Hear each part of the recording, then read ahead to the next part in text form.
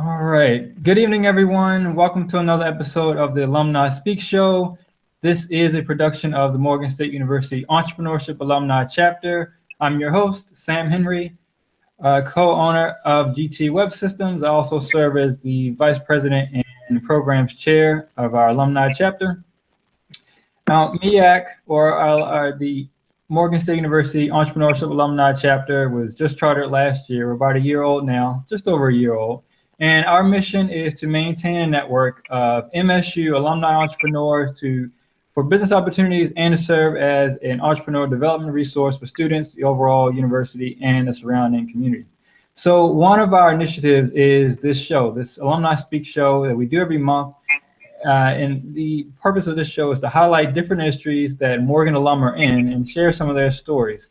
So tonight we decided to do the restaurant industry, and we found two very experienced entrepreneurs in that industry who are doing some exciting things, and we'll be bringing their stories to you this evening. First, we have Miss Joy Dukes. She is owner of Dukes Culinary, a food service company which has franchise restaurants and does catering and culinary staffing as well. She's also a franchisee of Subway restaurant. She has one right on campus at Morgan, and she's a graduate of Morgan's MBA program. We also have Mr. Greg Brown. He is CEO and head chef of the Land of Kush, a vegetarian restaurant right here in Baltimore, Maryland. His vegan crab cake was voted one of the top 10 dishes in Baltimore City in 2015. He's been featured in Black Enterprise, the Baltimore Business Journal, ABC News, Baltimore Sun, and other publications as well. So welcome to you two. Thanks for joining me tonight. Oh, No problem. a pleasure. All right, so I know Joy is on a tight time schedule, so I'm going to jump right in and get to some questions here. So, Joy, can you tell us a little bit about yourself and about your path? How did you get into the restaurant business?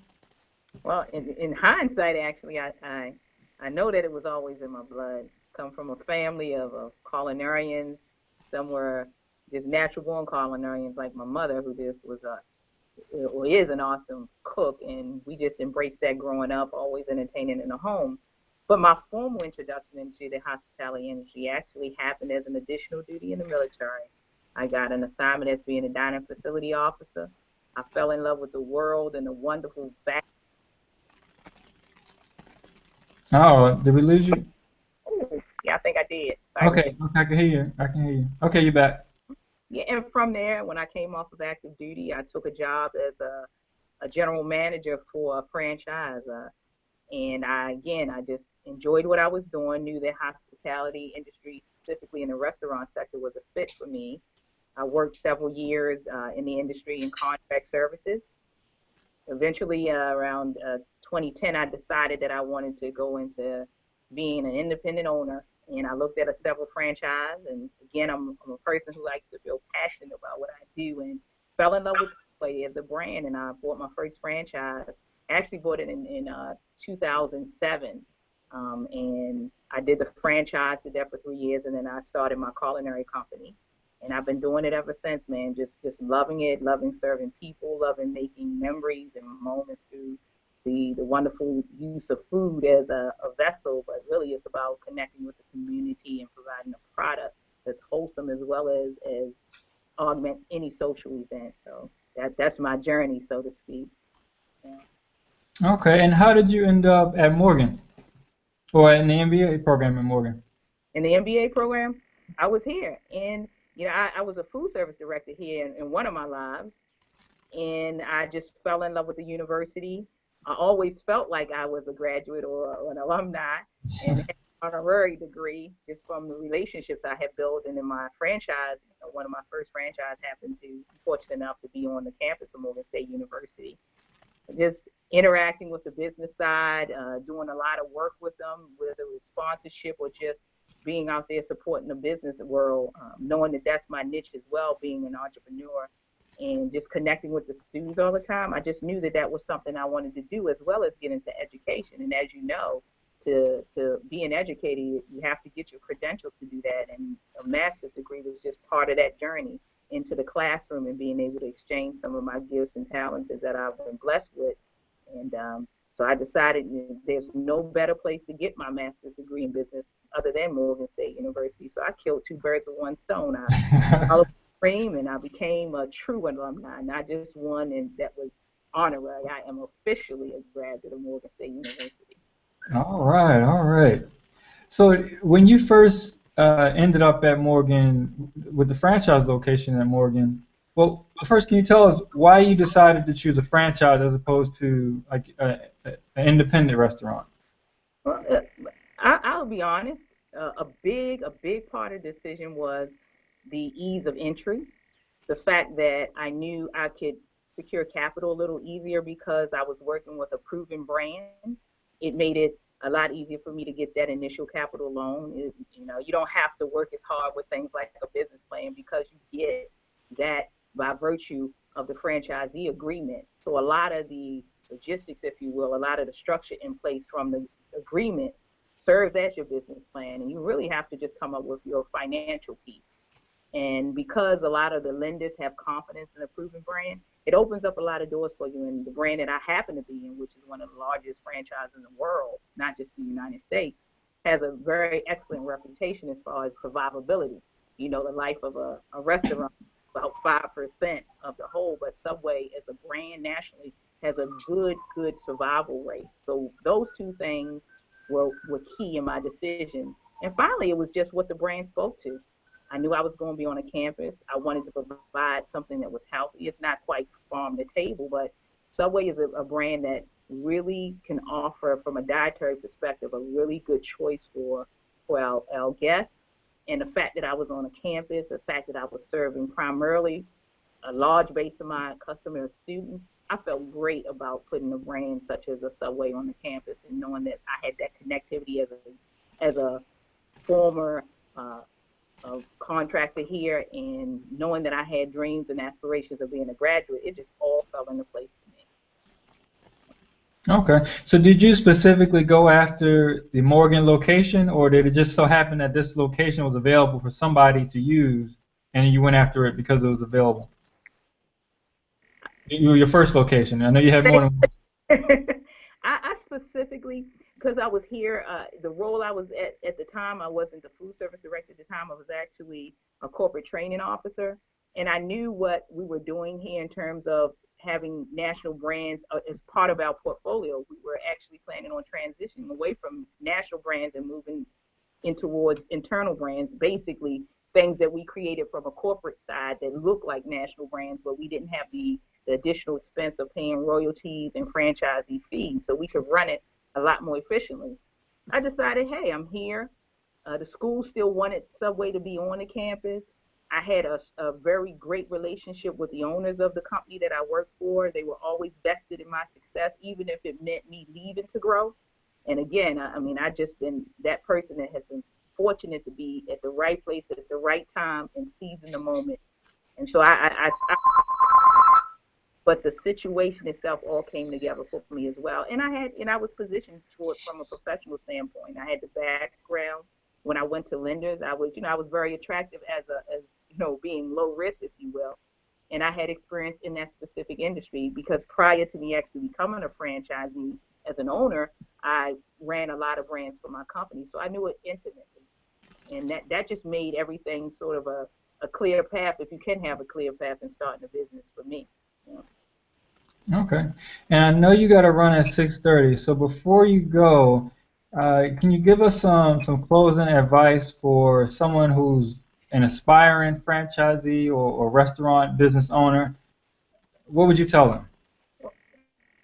I think it's key to match your passion with your industry.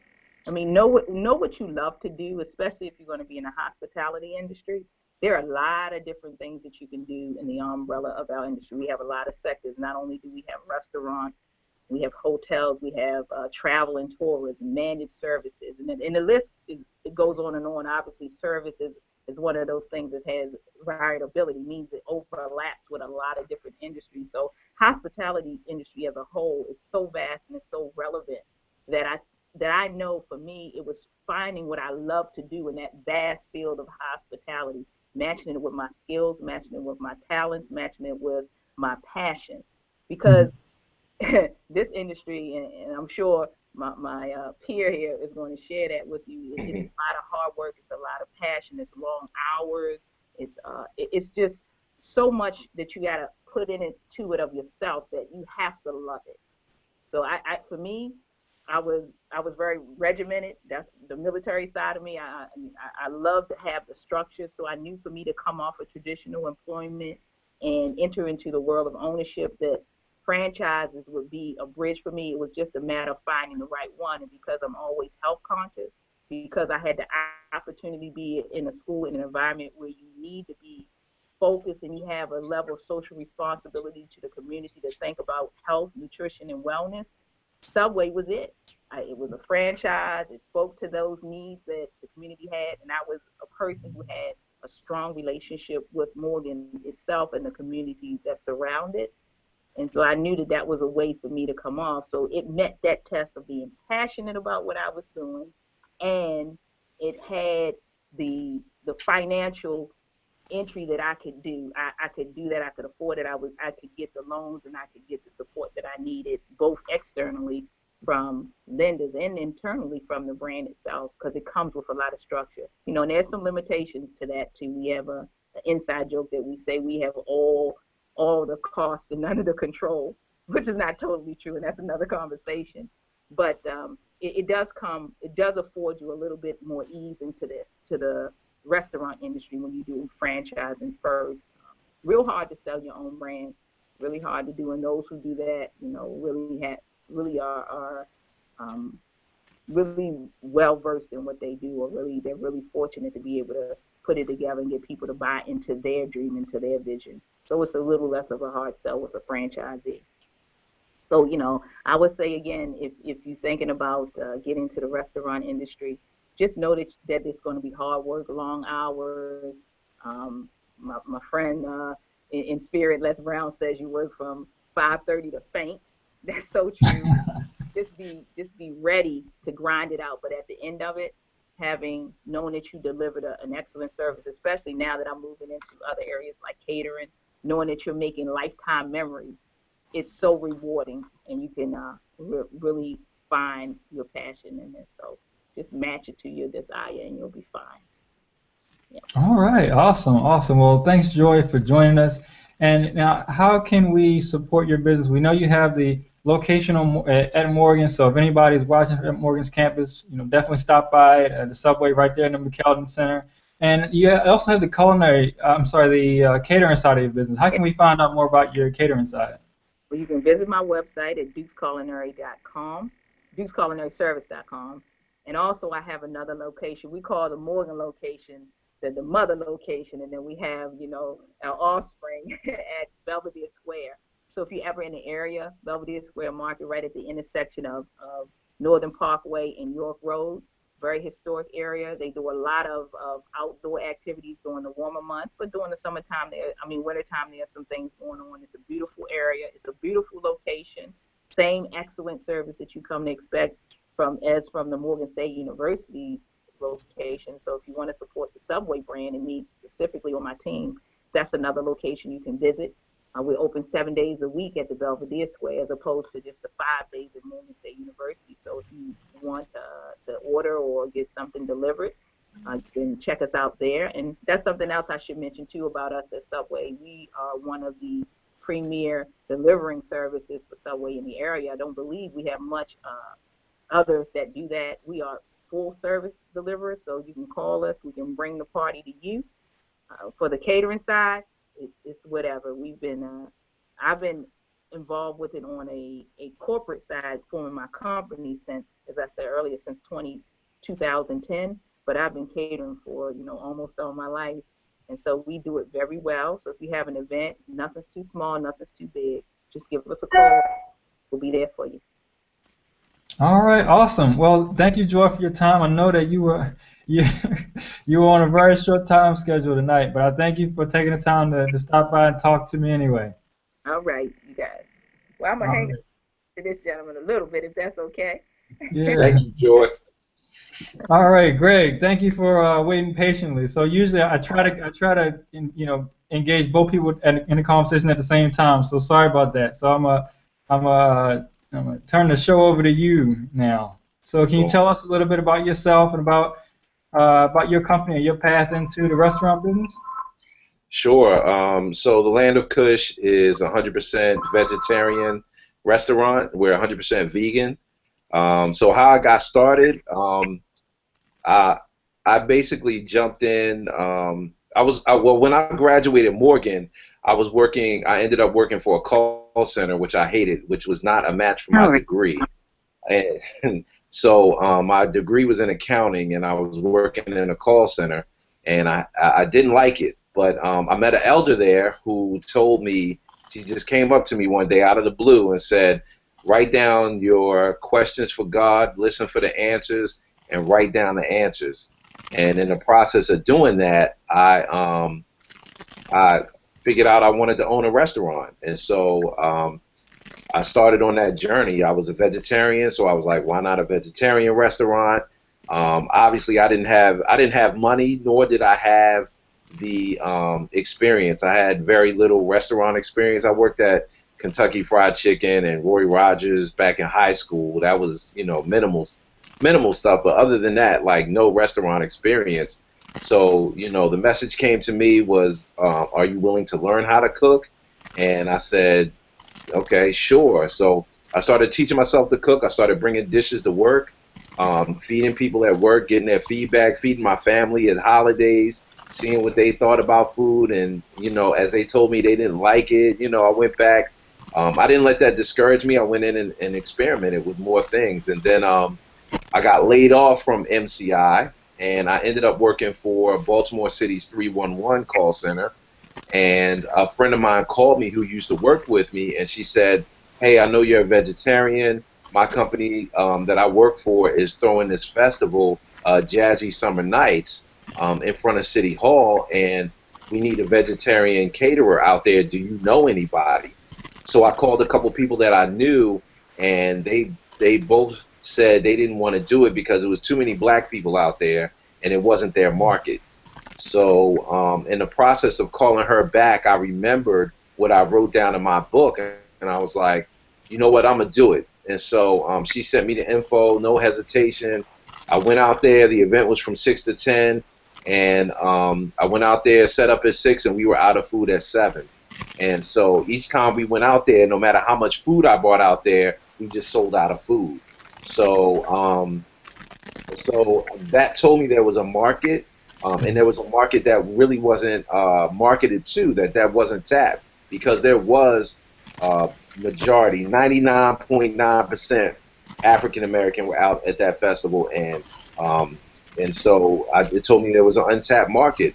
And so I came back, and I didn't really make a profit because I didn't know about food costs, and I was just out there kind of renegade. I didn't know numbers or anything like that. So I needed to recoup my money. So I went back and I said, okay, well, I need another job like MCI. I used the experience that I already had. Like I was a supervisor for MCI. I was a supervisor for the 311 call center. I said, okay, I need another call center like MCI that paid bonus money, 401k, and a little bit more salary.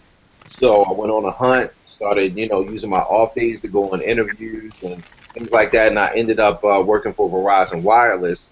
And so my plan was to go in there, use the money I make from there, and flip it into the restaurant, which is basically what I did.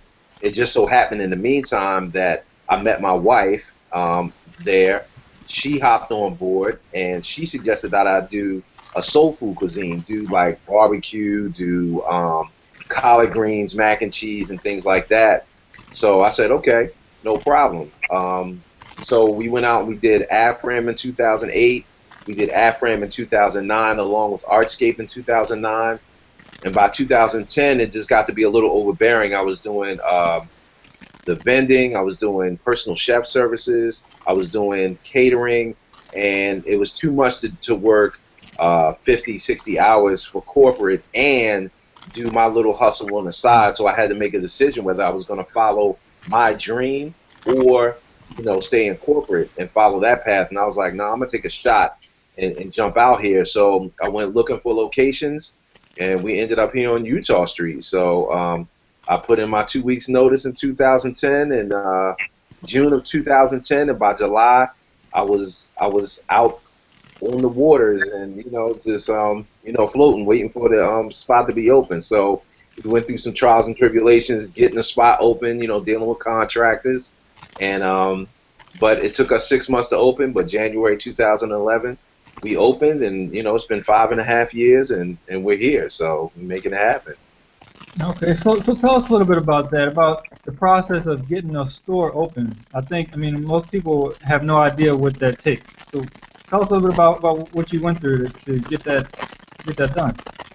So one of the things I went through was just looking at spaces, because there's, as Joy mentioned, restaurants fail pretty frequently. So there's a lot of restaurant space out there. And so I went looking. I forgot the website, but I found a website that had all these, that dealt strictly with restaurant space. And so I went looking for restaurant space, and I didn't really put a cap on it. I looked at $1 million properties. I looked, not that my credit was there that I could get $1 million property, but it doesn't hurt to try and to find out information about it. And so that's what I did. I went out there and I just started looking at property. Most of it was in Fells Point, and we came across a spot in Fells Point. It was an old sushi spot. It was right on the cobblestone, and I thought it was great foot traffic. And I was like, yo, okay, this is the spot. But my father, who was an architect, he was like, it's going to cost you a lot of money because there was rat holes in the wall. It was roach traps on the wall. So he was like, it's going to cost you a lot of money to remodel this spot. The equipment was old, very old.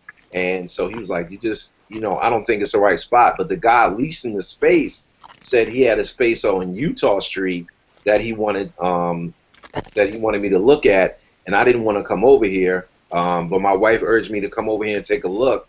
And when I did take a look, they had restaurant equipment in here. It was clean. It was relatively new. So, just to kind of answer your question, like, I just went on a hunt and just started looking at different spaces that were out there. I found that website, and I just went and looked at everything. I didn't let anything deter me from any particular space. One of the goals we had was to live over top of the restaurant. So we were looking for that as well. And so we actually found that in this space that we're in now. We live here. So it's just about getting on the grind and actually hunting and having no fear in going to look for a space. You gotta, if you're gonna follow your dream, go look at everything, no matter what it is, and see what pans out. Okay.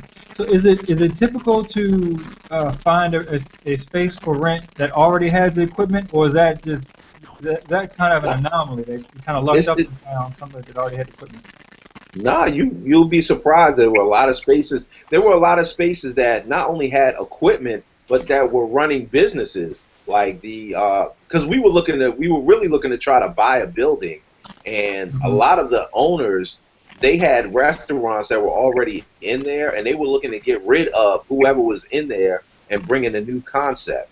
And so you'll find that, what I'm saying, you'll find that out there. But there were a lot of spaces that we looked at that had restaurant equipment in there. Now, because we're looking for a second location now, and so we just came from a spot where the guy's trying to sell the business. It's down in Federal Hill, but you find that out there where people may be selling the business.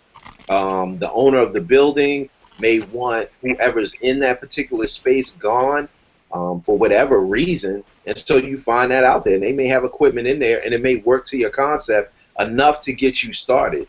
And that's what I was looking for, something just to get us started.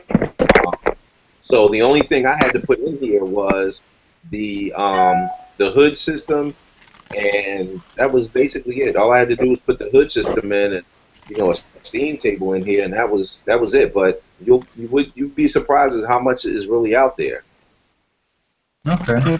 And how about the I guess the paperwork of getting a business started? How did you how did you establish Land of Kush as an official business ready to open the doors on the first day? Trial and tribulation.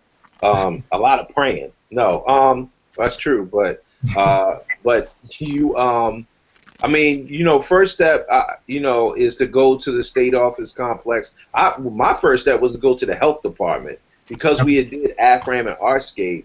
I went to the health department and said, I know nothing at all. How do I open a restaurant? And they, kind of gave me a little bit of guidance and told me, some steps I needed to take. And I had did this long before I was even looking for space. I was just doing research, just, what do I need to do? And they gave me a big booklet to look at, and, and they gave me things. Of course, you always want to go to the state building, over 301 West Preston here in Baltimore, and go to the 8th floor. They'll help you get a business started. You can get your incorporation or LLC really started there, and from there you run down the line and you start, seeing what paperwork you got to file. So it was just research, just going into one space and saying, hey, I need to know about this, and then that office will tell you, hey, go here, go here, go here, and then you go to those places and you just follow the line. So, the first step I always say, if it's a restaurant, you start, with the health department. But if you're just starting a business, I would say, definitely go to the state. That's how you're going to get your paperwork incorporated. You can mail it in, but a lot of people don't know it's just that easy. It takes 20 minutes for you to get an incorporation, just going to the state building and going to the 8th floor and putting your paperwork in, and 20 minutes later, you have a business. Okay, so you set up the business, you get cleared by the health department, you get a location, and you're pretty much ready to go. Pretty much. I mean, you have to pass all the inspections, but, you got the fire department you got to go through. You got to deal with contractors who say they can put up, my thing is like we had contractors who had to put up certain equipment, and they had to put up the hood system. They had to put the fans on the roof, and I got recommended this guy, and he was scared to go up on the roof and to put this work in. So you have to go through that type of thing, and it took some, and you have to somewhat be a contractor in a sense where you have to learn, and so Joy can probably speak to this too, but you can always you're learning as you go, so you have to learn every aspect of the business, and that's probably anybody for business, but you have to learn. I had to learn a little bit about contracting. I had to learn a little bit about what is it, Save Serve. You got to learn about safety things. You got to learn what the health department expects. HACCP plans, and all that little stuff as you go along the way. So that's how easy, like, I thought it was. I thought it was just hey, we'll just open the doors and be ready. But there's these little steps that you go through. But it can be that easy though. Once the health department clears you, the fire department clears you, you have your safety things in hand. I mean, you can literally rock and roll out here. Like, I didn't. It was just the contractors that really held us up. They didn't file paperwork, so that's something that you really got. You got to be on top of everybody. Like, you can't trust anyone to just be out there on their own doing what they say they're going to do. You have to be able to follow up behind people and inspect what you expect from people. So it seems really easy, but it's just that tedious work of going through, filing paperwork, making sure people are doing what they're supposed to be doing, just like you're running any business, making sure your employees are doing what they're supposed to be doing, making sure your contractors are doing what they're supposed to be doing, and then you can be ready to go. Awesome, okay. All right, so let's talk a little bit about marketing. So I know that I first heard about Land of Kush before I even knew who you are and that you were a Morgan alum. I was hearing about it through word of mouth. Seems like everybody who's health conscious, or like the people that are posting what they do in the gym on Facebook, they know about Land of Kush, especially here in Baltimore. So is that the biggest source of marketing? How do you get people in the door? Shameless self-promotion. I'm the biggest fan of shameless self-promotion. I mean, one of the things was we did the festivals before we opened. Okay. So, so that was one thing. And my wife, who's master at marketing, so she, took down email addresses, and we kept people up to date on when we were opening because people liked the food at every festival that we did. And so she collected email addresses. So we were sending out emails, and then social media became big, and so we were putting little posts on Facebook here and there about soon coming. And then what I personally did is I walked the whole neighborhood. I walked everywhere around here. And while they were supposed to be doing construction or waiting for work to be done, I was handing out business cards.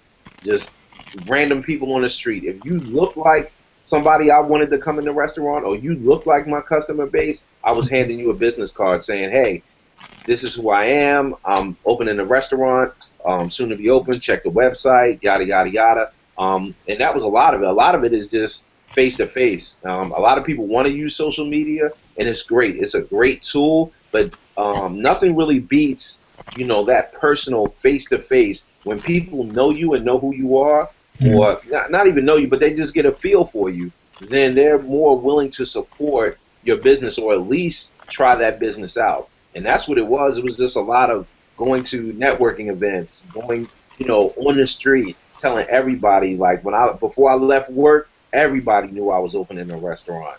Um, you, and so drawing on that fan base of friends, people I knew, their friends of friends, and just so I always take that as the marketing that I do is like I will shamelessly self promote any place, anytime, anywhere, in the gym. It doesn't matter. Like if I find a way on the bus, on the subway system, if I find a way to get into a conversation, if I hear you talking about food, I'm gonna shamelessly self-promote my restaurant. If you say vegan or vegetarian out of your mouth, hey, you know what? I got a restaurant. Bang, come see us. And I may walk away, but but that's it. That face-to-face connection. That was really it. Just getting out in people's faces and just telling them who I was and letting them come taste the food. Now, was that a personality trait that you always had, and you never had a problem with it, or did you have to kind of develop that within yourself as a part of growing the business? I'm an introvert by nature. Like I was always quiet and not wanting to talk to people. But working in corporate kind of took me out of that. Like when I was at MCI, because I was in my mind it was like I didn't want to be there. But when that elder came and talked to me, like something triggered in me, and I was like, you know what? Let me make the best of this situation that I'm in right now. Because I was on the verge of getting fired from that job several times, but I was like, I just switched my mentality. I was like, let me make the best of it, and I just started stepping out there and stepping up, and that's how I got into management, being a supervisor. So I started to develop that, and then just talking to anybody, any place, anytime. And when I started doing that, I don't know, it just grew where I was just talking to people, all the time, just talking to people. Then when I got to Verizon Wireless and I started doing presentations in front of people, then that really just threw it out the window. And I started talking to people from different countries and not being afraid to talk to people at different levels in the corporation, where you may talk to VPs, people from other VPs from other states, other call centers, or wherever, and just networking. And when I started to do that, that just built up a certain level of confidence in just having a conversation. And then I did some sales too, so when you hear no enough times, like it just washes off of you. So like I don't know, it was just something that just kind of developed even before I thought about really opening my own business, really thinking that it was possible. I had that energy where I'll just have a conversation with anybody at any time. And then when it was time to do my own business, it just clicked right in, and it was easy to just go out there and talk to people. And that's the one thing, like you can't be afraid to talk to anybody at any time. Like you got to be able to walk up to people, tell them who you are, tell them about your business, and see what comes of it. Awesome. Okay. Okay. So let's talk about some of the things that are challenging about this industry. One thing that I hear of a lot is that in the restaurant industry, the margins are low. So it's really about volume. So can you talk a little bit about how first whether or not that's true, and if it is true, how does that affect how you have to manage the business, being that the margins may be lower than some other industries? Yes, the margins are low. Volume is great. You have to know your numbers. Fortunately for me, I met a consultant, and it was just weird. It was just so funny how I met him, but he really helped me put the numbers in line and see the numbers. So I was at an event. I was at a meeting for um, the the Baltimore Black Chamber of Commerce, and I was at an event, and this guy was speaking, um, and his name is Mark Ludeman, and it just so happened that I listened to sports talk radio, and he had a show on Saturdays that was on the same station as the sports talk radio. And so I got to, I would just, because I would be on my way to the store, the restaurant depot, in the mornings, and that's what I would listen to on Saturday mornings. But he popped in and he was just talking. And so I saw him at this event, and I just pulled him up to the side, and I just said, "Hey, I listen to your show on Saturdays." And so he said, "Well, we should sit down and talk." And my intention was to blow him off, but he came with a decent package where he said, "Look, I can do some consulting for you. I need to see your numbers." And I was like, "Well, I really don't have my numbers together. I'm trying to get it together." He was like, "Look, this is what we're going to do." And this was the great thing about this guy, is what he said to me was, he's a CPA. He's a former CPA. And so what he said to me was, he said, "Look, I don't do accounting anymore. I don't do that stuff anymore. But this is what I'm gonna do. I'm gonna show you how to use QuickBooks. Show you how to use it for yourself, and then you can do what you want with it. And then I'll show you how to, look at your numbers and everything." And that's what he did. He showed me how to use QuickBooks, how to put the numbers together, how to track everything. And when I did that, and we started playing with the numbers, because our food costs were really high, and then we started playing with the recipes and doing different things like that to bring the food costs in line, how to portion, those little things. I learned, okay, you can tweak your numbers any way you want them to go, because we had volume coming in, but it was just, okay, how do you get your numbers in line? And so that was the trick. It was just, how do you get your food costs below 30%? How do you get your supplies below 5%?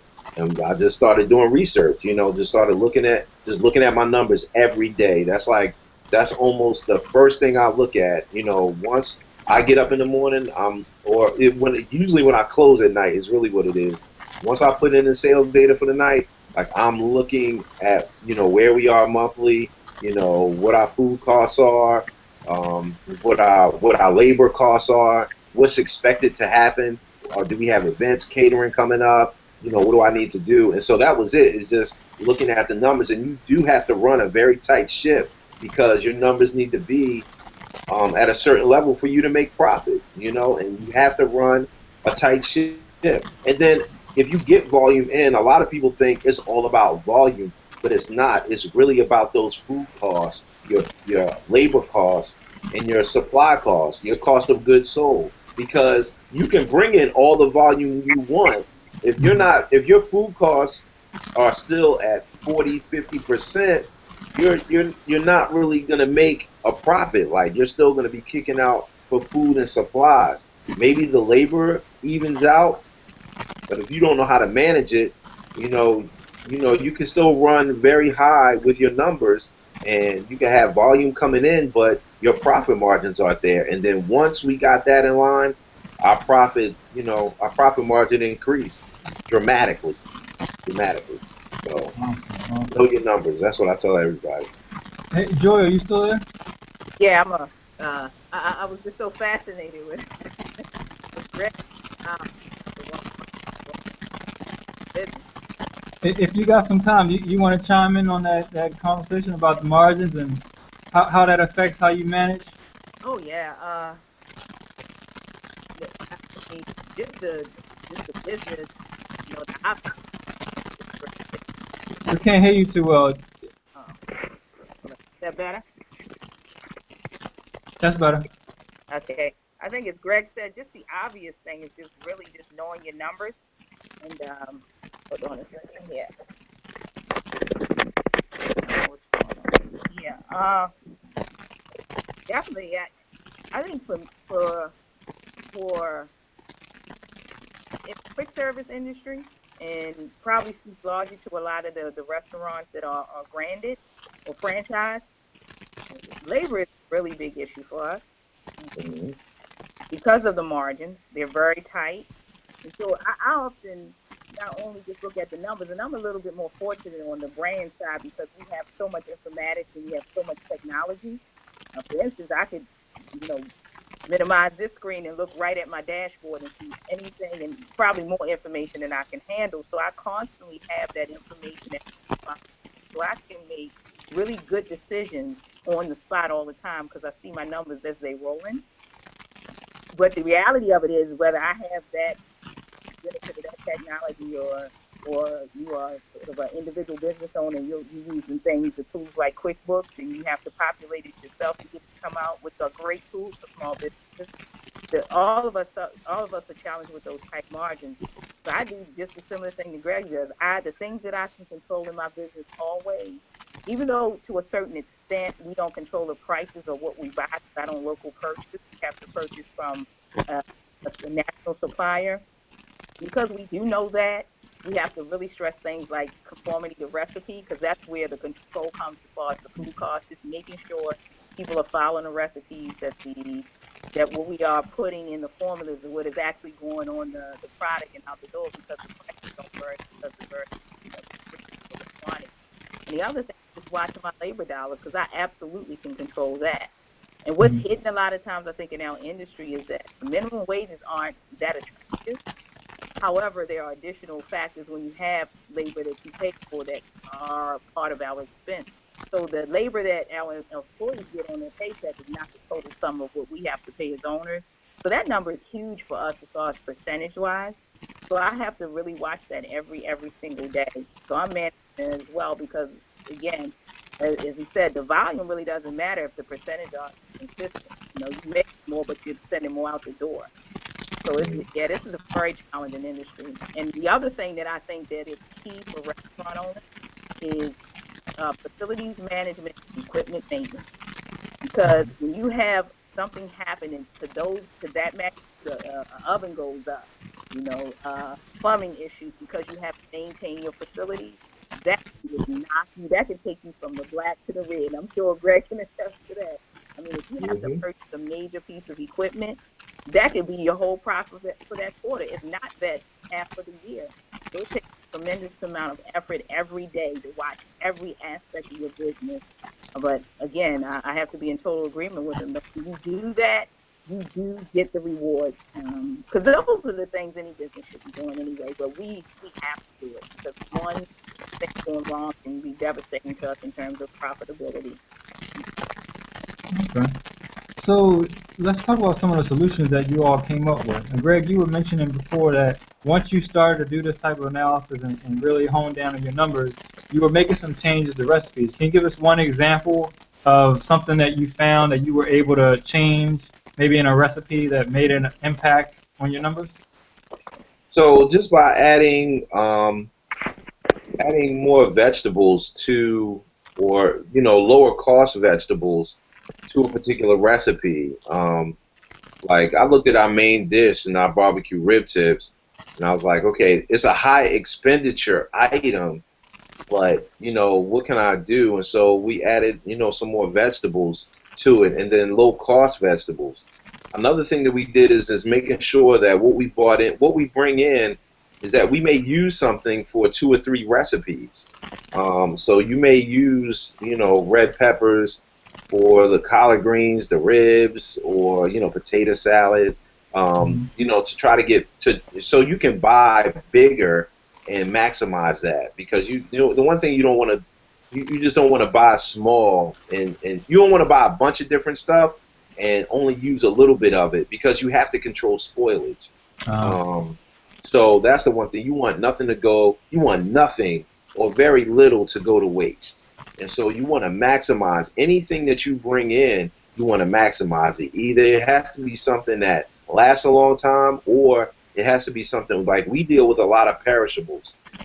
So we're dealing with fresh produce, fresh fruit, not a lot of frozen stuff. So when you're dealing with that, it can perish. And so you have to make sure that it's used to its fullest extent. And then, like Joy was saying, you also have to make sure people are following the recipes. Because once I laid out the recipes, everybody wants to think they memorize. Like, we still come across that. Like, everybody thinks they memorize the recipe and they have it in their head, but then when I go and do quality checks, I go in there and I do quality checks and I see, this person didn't do this, you didn't do this, you didn't do. But look at the book. It's in the book. Read the book. So that's a lot of what we did was, drilling down, making sure people were using the recipes, and then, adding things to recipes or taking them away so that we could kind of maximize the benefit of that particular item on the menu. And I had to run through every single item on the menu and just make sure that, okay, we're maximizing it. And even though we're not there yet, we're not quite there. We're so much better than where we were, and I can see it in the numbers. I can see it in the profits. So and like Joy said, that facilities management piece, making sure you take care of equipment, it's so major because we have to buy a new refrigeration unit now, but the refrigeration unit was here for it's been here since we opened, and it was here before we even got here. So the equipment has to be 8 years old, but you have to upkeep with equipment. So that's something else you got to learn. Repairs and maintenance. That's always a big factor for us. It was a $10,000 line item for us last year, so it's major. Oh. All right. So let's talk a little bit about the trends you all seeing in your respective parts of the industry. So, Joy, what are you seeing in the franchise side of the restaurant industry, or maybe just with the local market? Any kind of trends that you're seeing that are new, that you've noticed maybe over the last year or so that you're tapping into? I guess, can you hear me? We can hear you. Okay. Well, this is probably not the trend you expect, but saturation is one thing that's a constant challenge for me as a business owner. Meaning that there's so many on the franchise side that I think you all can appreciate when you go travel. You can probably count one subway every block and a half now. In our community, and so we're very, very intense competition on the business side. The challenge of my brand is actually what a lot of people see as low cost. The cost of entry takes upwards of. Now you're breaking up some now. Last thing I heard was cost of entry. Yeah. Is that good? That's good. Yep. Okay. As I was saying, it costs several million to open up a decent-sized McDonald's, where you can open up a Subway somewhere in the several $100,000 and maybe at $100,000, depending on the size of the facility. So that's a tremendous difference for entry that opens up the market to a lot of individuals who can credit at that level and maybe can't get it at either opening up their own private concept. And as Greg said, I mean, it's pretty expensive to go out and find a building and start up, getting general contractors. We have tremendous consolidation, meaning when we start up, there's the buying power of having so many units need similar equipment. So it costs us a lot less to buy an oven than it would someone who's opening up a single unit. So saturation is one of the trends that I'm definitely seeing in the quick service industry. The other thing, the whole idea of is the health conscious, people wanting to get a diet that is, they feel more healthy, that's more natural. So in our industry, you're seeing it even with our brand, the whole line of rotisserie chicken have how we're talking about how we're producing whole food and socially conscious things.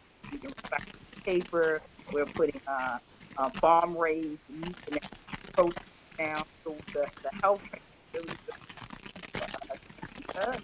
We're one of the brands in the fast industry. The quick that can offer it at an economical price, we are outpacing a lot of competition with that. So the health trend is a big one. And the whole of, we're seeing the rising cost of wages in our industry. So just really that managing that line on your P&L, doing those things, huge forecast, huge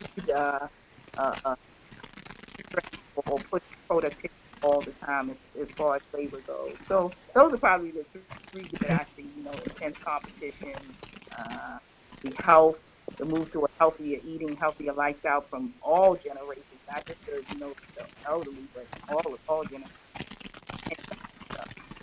All of us dealing with, the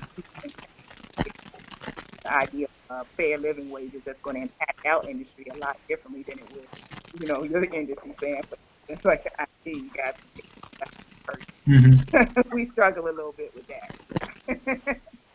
So that. Okay. All right. And Greg, your business was kind of launched to take advantage of a trend, but within your niche, are you seeing any trends within the vegan and vegetarian space?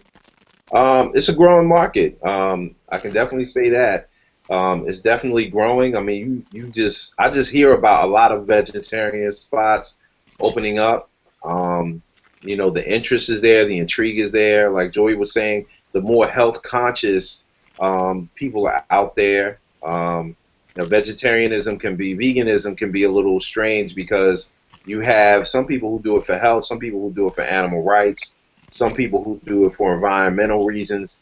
And those are broad spectrums that can be completely different from each other.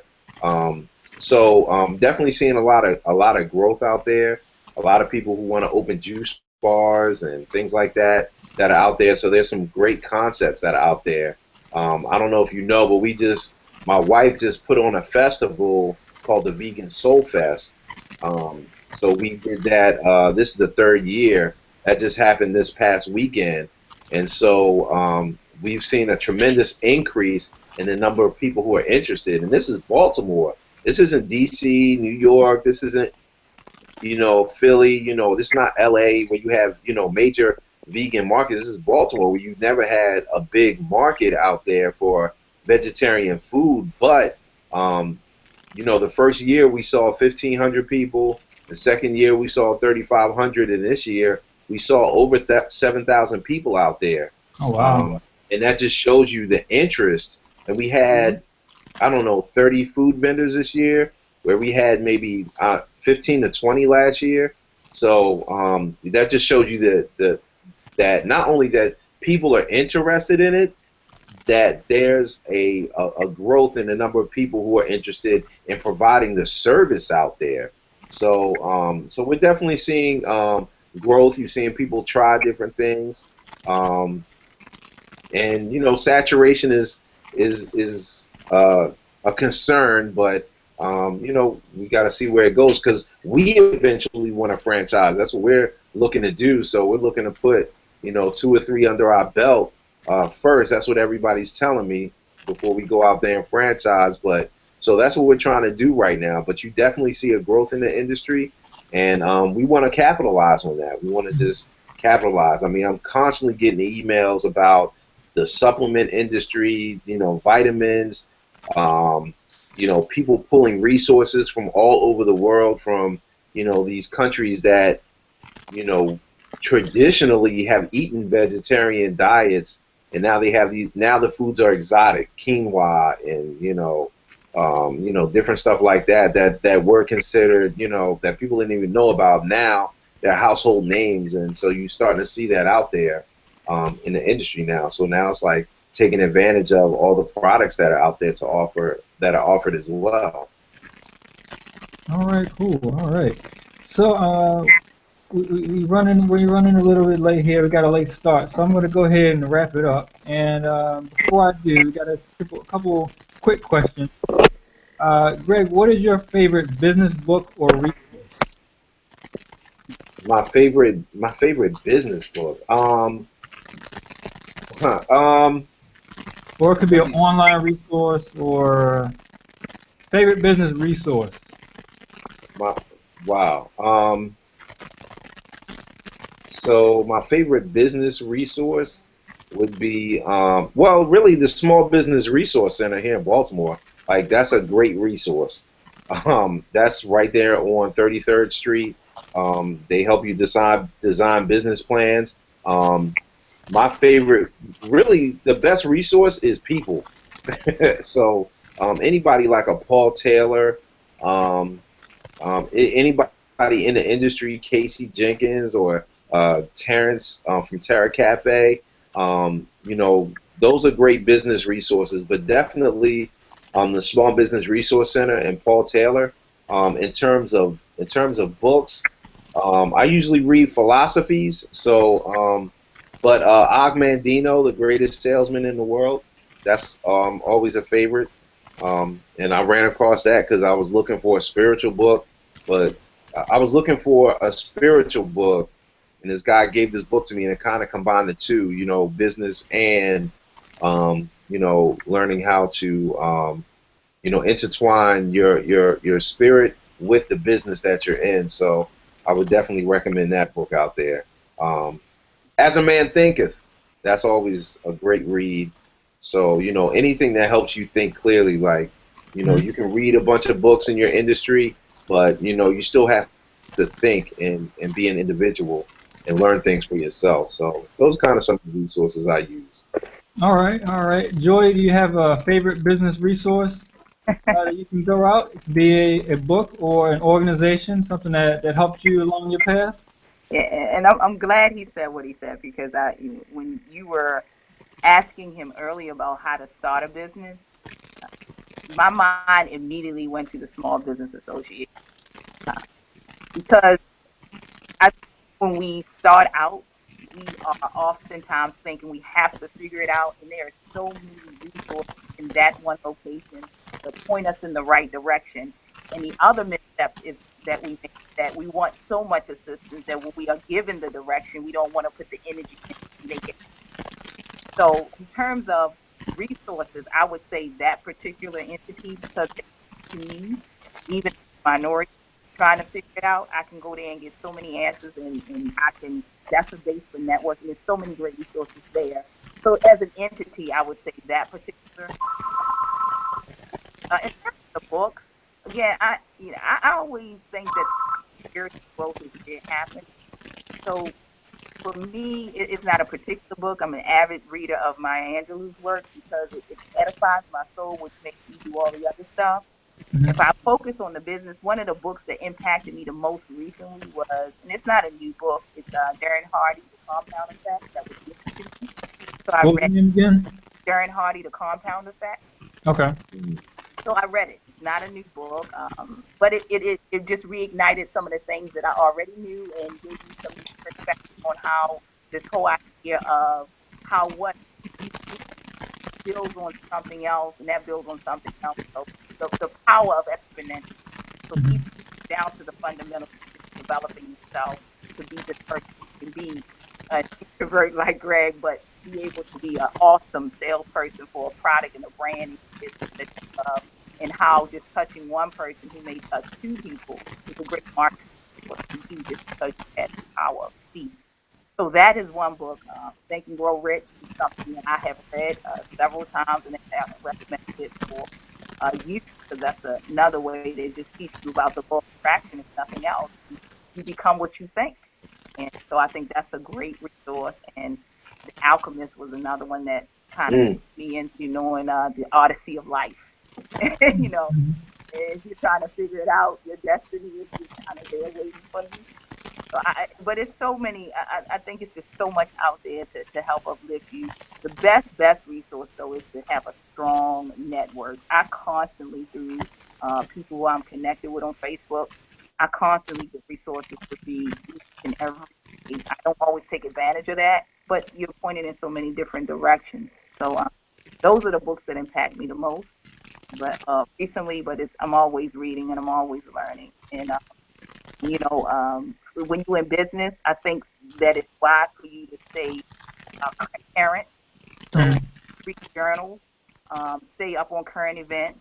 Don't stay so small that you only read what's local. Even if your business isn't global, you have to have a global mindset. So keep yourself informed, and it's not always going to come in the form of a book, but just stay current with news and whatever's going on, and read professional trade journals, things like that. All right, awesome. So those are some great resources. We're going to make sure we include them in the show notes. And we got Joy's contact information earlier. Greg, how can we find and visit Land of Kush? So we are located at 840 North Utah Street, right near the corner of Utah and Martin Luther King. We're open 7 days a week, 11 to 9 Monday through Saturday, 12 to 8 on Sundays. You can find us on the web at landofkush.com. Facebook, just look up the Land of Kush. Instagram, all that good stuff. Yeah, come see us, please. All right, awesome, awesome. Well, thank you, Greg, thank you, Joy, for hanging out with me tonight and sharing some insight, dropping some wisdom. I hope anyone who is interested in this industry and wants to become the next Joy, the next Greg, has gotten a lot out of this interview tonight. I also want to let you know that, again, this is a production of the MSU Entrepreneurship Alumni Chapter. We have meetings the first Tuesday of every month, and you can find more about us on our website, OregonEAC.org, MORGANEAC.org. And we also have a Small Business Expo coming up this October 29th. It's a Saturday. Come out. You can find more information about that on our website as well. We'll have workshops tailored towards business owners, early stage, seasoned business owners. There'll be a lot of good information. And if you are interested in starting or growing your business, definitely, please come out and check out our event. If you are a Morgan alum, come out, get connected with us, get on our mailing list, become a part of our chapter. We want to continue to build this network of more people like Greg and Joy coming together. I mean, they told you tonight, it's all about the network. It's all about building a team. And what better team to have than some of your fellow Morgan alums. So thank you two again, and good night. Have a good one. Thank you.